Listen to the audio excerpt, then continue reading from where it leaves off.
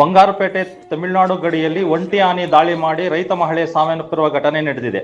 ಕೋಲಾರ ಜಿಲ್ಲೆಯ ಬಂಗಾರಪೇಟೆ ತಾಲೂಕಿನ ಸಾಕರಸನಹಳ್ಳಿ ಬಳಿ ಇಂದು ಮುಂಜಾನೆ 4 ಗಂಟೆ ಸುಮಾರಿಗೆ ಒಂಟಿ ಸಲಗ ರೈತ ಮಹಿಳೆಯನ್ನು ಕೊಂದಿದ್ದು, ಸಾಕರಸನಹಳ್ಳಿಯ 44 ವರ್ಷದ ಮಂಜುಳಾ ಆನೆ ದಾಳಿಯಿಂದ ಮೃತಪಟ್ಟ ಮಹಿಳೆಯಾಗಿದ್ದಾಳೆ. ಸಾಕರಸನಹಳ್ಳಿಯ ಗ್ರಾಮದ ಹೊರವಲಯದ ತೋಟದ ಮನೆ ಬಳಿ ವಾಸವಾಗಿದ್ದ ಈಕೆ ಮುಂಜಾನೆ 4 ಗಂಟೆ ಸಮಯದಲ್ಲಿ ಮೂತ್ರ ವಿಸರ್ಜನೆಗೆಂದು ಮನೆಯಿಂದ ಹೊರಬಂದ ವೇಳೆ ಒಂಟಿ ಸಲಗ ದಾಳಿ ಮಾಡಿದೆ.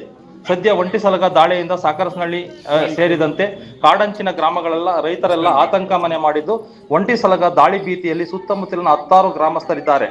ಇನ್ನೂ ಒಂಟಿ ಸಲಗ ದಾಳಿ ವಿಚಾರ ತಿಳಿಯುತ್ತಿದ್ದಂತೆ ಸ್ಥಳಕ್ಕೆ ಅರಣ್ಯ ಇಲಾಖೆ ಅಧಿಕಾರಿಗಳು ಭೇಟಿ ನೀಡಿ ಪರಿಶೀಲನೆ ನಡೆಸಿದ್ದಾರೆ. ಅಲ್ಲದೆ ಕಾಮಸಮುದ್ರ ಪೊಲೀಸ್ ಠಾಣಾ ವ್ಯಾಪ್ತಿಯಲ್ಲಿ ಈ ಘಟನೆ ನಡೆದಿದೆ. ಸ್ಥಳಕ್ಕೆ ಬಂಗಾರಪೇಟೆ ಶಾಸಕರಾದ SN ನಾರಾಯಣಸ್ವಾಮಿ ಭೇಟಿ ನೀಡಿ ಮೃತ ಮಹಿಳೆ ಮಂಜುಳಾ ಕುಟುಂಬಕ್ಕೆ ಸಾಂತ್ವನ ಹೇಳಿದ್ದಾರೆ. ಅಲ್ಲದೆ ಪದೇ ಪದೇ ಈ ಭಾಗದಲ್ಲಿ ಆನೆ ದಾಳಿಗೆ ಪರಿಹಾರ ಕಂಡುಕೊಳ್ಳುವುದು ಸೇರಿದಂತೆ ಬಾಕಿ ಇರುವ ಸೋಲಾರ್ ಫೆನ್ಸಿಂಗ್ ಮಾಡುವಂತೆ ಭರವಸೆ ನೀಡಿದ್ದಾರೆ. ಅಲ್ಲದೆ ಅರಣ್ಯ ಇಲಾಖೆಯಿಂದ ಸಿಗುವ ಸೂಕ್ತ ಪರಿಹಾರವನ್ನು ನೀಡುವ ಭರವಸೆಯನ್ನು ಶಾಸಕರು ನೀಡಿದ್ದಾರೆ. ಇನ್ನು ಆನೆ ನಿಯಂತ್ರಣ ಮಾಡುವ ಕುರಿತು ಸ್ಥಳೀಯರು ಹಾಗೂ ರೈತರೊಂದಿಗೆ ಸಮಾಲೋಚನೆ ನಡೆಸಿ ಅಗತ್ಯ ಕ್ರಮಗಳನ್ನು ಕೈಗೊಳ್ಳುವ ಭರವಸೆ ನೀಡಿದ್ದಾರೆ. ಮೂರನ್ನ ಅಟ್ಲ ಈ ಪಂಚಾಯತ್ ಇಲ್ಲೇ ಅಲ್ಲ, ಇನ್ನೆಲ್ಲಿದ್ದು ಪರವಾಗಿಲ್ಲ. ಬತ್ತಳ್ಳಿ ಹತ್ರ 5 ಮನೆ ಮೇಲ್ಪಟ್ಟು ಎಲ್ಲೆಲ್ಲಿ ಇದ್ದಾವೋ ಒಂದು ಪಟ್ಟಿ ಕೊಟ್ಟು ಅಲ್ಲೇ ಕೂತ್ಕೊಂಡು ನಾನು ಫೋನ್ ಮಾಡಬೇಕು. ಅವ್ರ ಮೆಟೀರಿಯಲ್ ಸ್ಟಾಕ್ ಇಲ್ಲ ಅಂದರೆ ನಾನು ಕೊಂಡು ಕೊಡ್ತೀನಿ.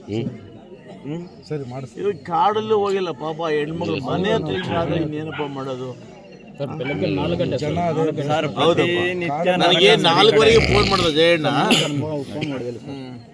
ಈಗ ಮತ್ತೆ ಫಾರ್ಮಾಲಿಟೀಸ್ ಮಾಡು, ಈಗ 15 ಲಕ್ಷ ಕೊಡ್ತಿದ್ವಿ ಅಲ್ಲ ನನಗೆ. 25 ಲಕ್ಷ ಕೊಡ್ತೀನಿ, ಅಲ್ಲ 25 ಲಕ್ಷ ಕೊಡ್ತೀವಿ. ಇನ್ನು 10 ಲಕ್ಷ ರೂಪಾಯಿ 2-3 ಸಲ ಕೊಡ್ತೀನಿ. ಆಮೇಲೆ ಆ ದಪ್ಪನಿಗೆಲ್ಲ ವ್ಯವಸ್ಥೆ ಮಾಡ್ತೀನಿ. ಜೊತೆಗೆ ಈ ಸರಿ ಎನಿ ಕಾಸ್ಟ್ ಇನ್ನೇನು ಪೆನ್ಸ್ ಆಲ್ರೆಡಿ ಲೆಟ್ರ್ ಮಾಡಿ ಕೊಟ್ಟಿದ್ದೀವಿ ನಾವು, ಪ್ರಪೋಸಲ್ ಹೋಗಿದೆ. ಅದನ್ನು ನಾನೇ ಡಿಮ್ಯಾಂಡ್ ಮಾಡಿ ತೊಗೊಂಬಂದು 1 ತಿಂಗಳೊಳಗಡೆ ನಿಮ್ಗೆ ಏನು ಬಾಕಿ ಇದೆ ಈ ಪೆನ್ಷನ್ ಮುಗಿಸ್ಕೊಡ್ತೀನಿ. 1. 2ನೇದಲ್ಲಿ ಎಲ್ಲಿ ಇವತ್ತು ಅದಕ್ಕೆ ತೋರ್ಸಮ್ಮ. ಇವತ್ತು ಯಾರು ಹೇಳಿದ್ರಲ್ಲ ಕರೆಂಟ್ ಬರ್ತಾ ಇಲ್ಲ ಅಂತ ಯಾರು ಹೇಳಿದ್ದು ಸರ್? ಈ ದಿನ ಬಂಗಾರಪೇಟೆ ತಾಲೂಕು ಕಾಮಸಮುದ್ರ ಹೋಬಳಿ ದೋಣಮುಳು ಗ್ರಾಮ ಪಂಚಾಯಿತಿಯಲ್ಲಿ ಸಾಕರಸನಹಳ್ಳಿ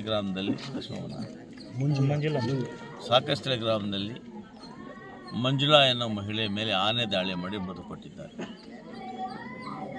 ಈ ಸಂದರ್ಭದಲ್ಲಿ ಸುಮಾರು 3 ತಿಂಗಳಲ್ಲಿ ಈ ಭಾಗದಲ್ಲಿ 3ನೇ ದಾಳಿ ಇದು. 3 ಜನ ಮೃತಪಟ್ಟಿದ್ದಾರೆ. ಈ ಬಗ್ಗೆ ಗ್ರಾಮ ಪಂಚಾಯತ್ ಅಧ್ಯಕ್ಷ ಆಗಿರ್ತಕ್ಕಂಥ ಮಂಜುಳಾ ಜಯಣ್ಣವರು, ಸದಸ್ಯರಾಗಿರ್ತಕ್ಕಂಥ ನಾರಾಯಣಸ್ವಾಮಿ ಅವರು, ಕೃಷ್ಣಪ್ಪ ಅವರು, ರತ್ನಪ್ಪ ಅವರು, ಅನೇಕ ಮುಖಂಡರು ಕೂಡ ಈ ಬಗ್ಗೆ ನಮಗೆ ದೂರುಗಳನ್ನು ಕೊಟ್ಟಿದ್ದಾರೆ. ಈ ಬಗ್ಗೆ ನಾನು ಕೂಡ ಅರಣ್ಯ ಇಲಾಖೆಯಲ್ಲಿ ಒತ್ತಾಯ ಮಾಡಿ ಏನು ಸೋಲಾರ್ ಫೆನ್ಸ್ ಬಾಕಿ ಇದೆ ಆ ಸೋಲಾರ್ ಫೆನ್ಸನ್ನು ಮುಗಿಸ್ಬೇಕು ಅಂತ ಪ್ರಯತ್ನ ಮಾಡಿದ್ದೆ, ಆದರೆ ಇನ್ನೂ ಆಗಲಿಲ್ಲ. ಇವತ್ತು ತೀರ್ಮಾನ ಮಾಡಿದ್ದೇನೆ, ಸರ್ಕಾರದ ಹಣ ಬಿಡುಗಡೆ ಆಗಿಲ್ಲ ಅಂದರೂ ಕೂಡ ನನ್ನ KLADಯಲ್ಲಿ ಇವತ್ತು ಪೆನ್ಷನ್ ಪೂರ್ತಿ ಮಾಡಲಿಕ್ಕೆ ACF ಅವರಿಗೆ ಸ್ಥಳದಲ್ಲಿ ಆದೇಶವನ್ನು ಕೊಟ್ಟಿದ್ದೇನೆ. ತದನಂತರ ಈ ಭಾಗದಲ್ಲಿ 24 hours ಕರೆಂಟ್ ಇಲ್ಲ. ಆ ಕರೆಂಟನ್ನು ಕೂಡ ಇವತ್ತು ತೆರವು ಮಾಡಬೇಕು ಅಂತೇಳಿ ಬೆಸ್ಕಾಂ ಅಧಿಕಾರಿಗಳಿಗೆ ನಾನು ಈ ಪಂಚಾಯಿತಿಯಲ್ಲಿ ಕಾಡಿನಂಚಲ್ಲಿ ಯಾವ್ಯಾವ ಗ್ರಾಮಗಳಿದ್ದಾವೆ ಇವೆಲ್ಲ ಕಡೆ ಕೂಡ ಕರೆಂಟನ್ನು ಸಂಪೂರ್ಣ ಕೊಡಬೇಕು ಅಂತ ಹೇಳಿ ಅಧಿಕಾರಿಗಳಿಗೆ ತಿಳಿಸಿದ್ದೇನೆ.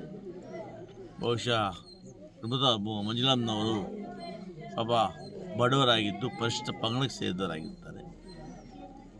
ಅವ್ರ ಕುಟುಂಬ ಬರೀ ಕೂಲಿಯಿಂದ ಜೀವನ ಮಾಡ್ತಾ ಇತ್ತು. ಈ ಭಾಗದಲ್ಲಿ ಅವರು ಕೂಲಿ ನಾಲಿ ಮಾಡಿ ಸ್ವಂತ ಮನೆ ಕಟ್ಕೊಂಡಿದ್ದಾರೆ. ಅಂಥವ್ರು ತುಂಬಲ್ಪಟ್ಟಿದ್ದಾರೆ. ನಮಗೆ ಕೂಡ ಅತೀವ ದುಃಖ ಆಗಿದೆ. ಯಾಕಂದರೆ ಸರ್ಕಾರ ಪರಿಹಾರ ಕೊಡ್ಬೋದು, ಆದರೆ ಜೀವ ಕೊಡಲಿಕ್ಕೆ ಸಾಧ್ಯ ಇಲ್ಲ. ಜೀವ ಭಾಳ ಅತ್ಯಮೂಲ್ಯ. ನಾನು ಗೌರವಾನ್ವಿತ ಅರಣ್ಯ ಸಚಿವರಾಗಿರ್ತಕ್ಕಂಥ ಸನ್ಮಾನ್ಯ ಈಶ್ವರ ಖಂಡ್ರೆ ಒತ್ತಾಯ ಮಾಡ್ತೇನೆ. ನಾನು ಅನೇಕ ಬಾರಿ ಮನವಿ ಸಲ್ಲಿಸಿ ಈ ಸೋಲಾರ್ ಫೆನ್ಸನ್ನು ಪೂರ್ತಿ ಮಾಡಬೇಕು ಅಂತ ಮನವಿ ಕೊಟ್ಟಿದ್ದೇನೆ. ಈ ಹಿಂದೆ ಕೂಡ ಘಟನೆಗಳಾದಾಗ ನಾನು ಸನ್ಮಾನ್ಯ ಮಂತ್ರಿಗಳನ್ನು ಖುದ್ದಾಗಿ ಭೇಟಿ ಮಾಡಿ ವಿವರಣೆ ಮಾಡಿಕೊಟ್ಟಿದ್ದೇನೆ. ಈ ಬಾರಿ ಅವರು ಮಂಜೂರು ಮಾಡದೆ ಹೇಳಿದರು, ತಡ ಆಗಿದೆ. ಏನೇ ಆಗಲಿ ಈ ರೈತ ಸಮಸ್ಯೆ ಸಾಲ್ವ್ ಮಾಡೋದಕ್ಕೆ ನಾನು ಅವರೊಟ್ಟಿಗಿದ್ದೇನೆ. ಇವತ್ತು ಮೃತಪಟ್ಟಿರ್ತಕ್ಕಂಥ ಮಂಜುಳಮ್ಮ ಕುಟುಂಬಕ್ಕೆ ಪರಿಹಾರವನ್ನು ಕೊಡ್ತೇನೆ. ಮುಂದೆ ಇಂಥ ಘಟನೆಗಳಾಗದ ರೀತಿಯಲ್ಲಿ ನಾನೇ ಈ ಭಾಗದಲ್ಲಿ ಮುಖಂಡರೊಟ್ಟಿಗೆ ಚರ್ಚೆ ಮಾಡಿ ರೈತರ ಜೊತೆ ಚರ್ಚೆ ಮಾಡಿ ಏನೆಲ್ಲ ಪರಿಹಾರಗಳನ್ನು ಕಂಡುಕೊಳ್ಬೇಕೋ ಅದನ್ನು ಕಂಡುಕೊಂಡು ಈ ಜನರ ಪ್ರಾಣವನ್ನು ರಕ್ಷಣೆ ಮಾಡುವಂಥ ಕೆಲಸವನ್ನು ಮಾಡ್ತೀನಿ.